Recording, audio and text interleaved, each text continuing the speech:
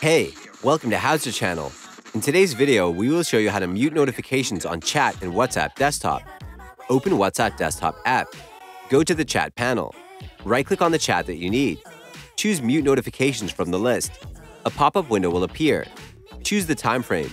Mute for 8 hours, 1 week, or always. Check the option that you need and click on Mute Notifications.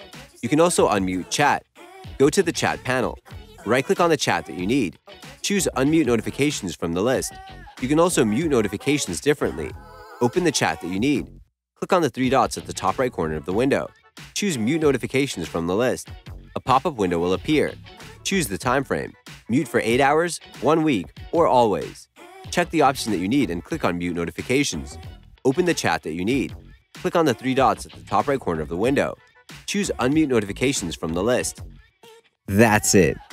Thanks for watching the video. Please like it and let us know if you used any of our tips and tricks. Subscribe to our channel. We upload new tutorials every day. See ya!